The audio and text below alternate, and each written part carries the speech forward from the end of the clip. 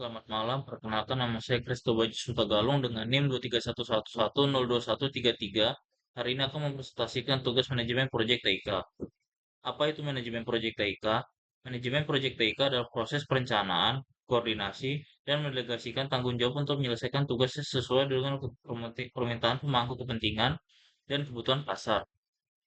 Manajemen proyek TIK akan membantu mulai dari tahap awal hingga akhir. Proyek TIK dapat mencakup pengembangan software, instalasi hardware, meningkatkan jaringan, analisis bisnis, dan manajemen data. Peran utama dalam manajer dalam proyek TIK adalah untuk mengawasi desain dan mengimplementasikan proyek, sekaligus memfasilitasi kegiatan operasional harian. Karakteristik proyek dan bedanya dari operasional. Dimulai dari karakteristik proyek, di mana karakteristik proyek itu adalah sementara.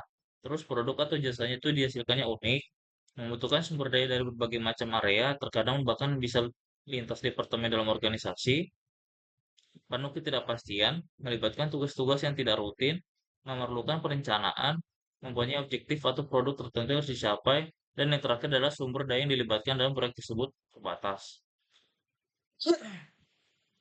Lalu apa perbedaan antara proyek dan operasional?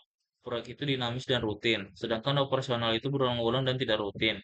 Lalu untuk siklus waktunya proyek itu pendek, sedangkan operasional itu memiliki siklus waktu yang panjang. Lalu kalau proyek kegiatan harus diselesaikan berdasarkan anggaran dan jadwal yang sudah ditentukan, kalau operasional itu batasan anggarannya dan jadwalnya juga tidak setajam proyek. Yang terakhir, proyek memiliki intensitas kegiatan berubah-ubah, sedangkan operasional memiliki intensitas kegiatan relatif yang sama. Lalu jenis organisasi proyek. Jenis organisasi proyek ada tiga. Yang pertama adalah organisasi proyek yang fungsional, adalah bentuk organisasi yang dimana proyek disusun berdasarkan fungsi-fungsi dalam organisasi. Dan bagian fungsional yang dominan diberikan wewenang untuk mengkoordinasikan proyek. Kelebihannya adalah antara lain proyek dapat diselesaikan dengan struktur organisasi induk, penggunaan staf lebih fleksibel, terdapat kolaborasi berbagai keahlian, serta peningkatan profesionalisme di tiap divisi. Namun kelemahannya yaitu meliputi kurangnya fokus pada proyek, sulitnya integrasi antar fungsi, waktu penyelesaian yang lebih lama, dan menurunnya motivasi anggota. Yang kedua adalah organisasi projectized. Adalah bentuk struktur di mana tim proyek bekerja secara wewenang dan otonomi penuh untuk mengatur seluruh kegiatan proyek, mulai dari perencanaan hingga penyelesaian, serta bertanggung jawab penuh atas hasilnya. Tim proyek berfokus sepenuhnya pada tujuan proyek tanpa terikat pada fungsi-fungsi organisasi induk. Setelah proyek selesai, tim biasanya dibubarkan dan para anggotanya kembali ke posisi semula atau ditugaskan ke proyek lain. Lalu untuk organisasi yang ketiga adalah organisasi proyek matriks. Gabungan antara organisasi fungsional dan proyek khusus atau projectize yang dimana proyek memiliki melekat pada divisi fungsional organisasi induk, yang dimana kelebihannya yaitu manajer proyek memiliki tanggung jawab penuh, masalah cepat ditangani, serta efisien dalam penggunaan sumber daya. Namun memiliki kelemahan juga yaitu keterbatasan wewenang manajer proyek, ketergantungan tinggi pada departemen lain, dan adanya dua jalur pelaporan yang dapat menimbulkan kebingungan. Lalu proses manajemen berikutnya adalah proses manajemen proyek. Proses manajemen proyek melibatkan sejumlah tahapan atau langkah-langkah untuk merencanakan, melaksanakan hingga penyelesaian proses menyelesaikan proyek dengan sukses. Tahapan-tahapan tersebut dapat bervariasi tergantung pada metodologi manajemen proyek yang digunakan. Namun secara umum terdapat tahapan-tahapan seperti berikut ini. Yang pertama adalah inisiasi. Tahap awal untuk mengidentifikasi ide, kebutuhan, tujuan proyek, dan pemangku kepentingan utama. Yang kedua adalah perencanaan atau planning. Menyusun rencana proyek secara detail, mencakup ruang lingkup, jadwal, sumber daya, risiko, dan komunikasi. Berikutnya adalah eksekusi atau eksekusi. Pelaksanaan rencana proyek di mana tim bekerja untuk menyelesaikan tugas dan menghasilkan output sesuai target. Lalu berikutnya adalah pemantauan dan pengendalian atau monitoring and controlling.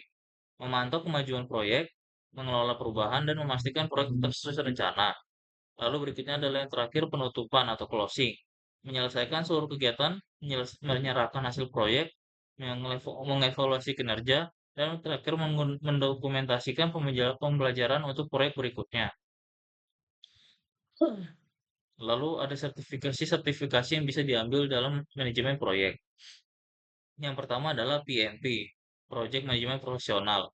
Sertifikat paling bergengsi dari PMI yang berfokus pada keterampilan kepemimpinan dan pengelolaan proyek secara menyeluruh. Lalu yang kedua adalah CAPM atau Certified Associate in Project Management. Sertifikasi tingkat pemula yang mengenalkan dasar-dasar manajemen proyek cocok bagi mereka yang baru memulai karir. Yang ketiga ada PGMP atau Project Management Profesional, ditujukan bagi manajer proyek yang berpengalaman dan ingin beralih ke peran manajer program. Lalu berikutnya ada PFMP, Portfolio Management Profesional. Diperuntukkan bagi profesional yang mengelola sejumlah proyek dalam satu portofolio dan menyesuaikannya dengan strategi organisasi. Lalu yang berikutnya ada PMI ACP, Agile Certified Practitioner. Fokus pada penerapan prinsip dan metode Agile seperti Scrum, Kanban, dan Lean dalam manajemen proyek.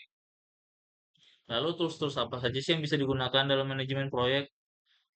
Yang pertama adalah Microsoft Project yang mau digunakan untuk perencanaan detail proyek dengan fitur Gantt pelaporan dan manajemen sumber daya. Berikutnya ada Notion yang dimana digunakan untuk mencatat, mengelola tugas, dan membuat database, serta berkolaborasi dalam satu platform. Yang ketiga ada Trello yang dimana digunakan sistem papan Kanban untuk memantau tugas dengan tampilan visual yang sederhana dan mudah digunakan. Lalu yang terakhir ada Teamwork yang digunakan untuk manajemen proyek profesional dengan fitur pelacakan waktu, kolaborasi, dan pelaporan kemajuan proyek. Sekian atas presentasi saya. Terima kasih. Mohon maaf atas kekurangan dan kesalahan apabila ada salah kata. Terima kasih.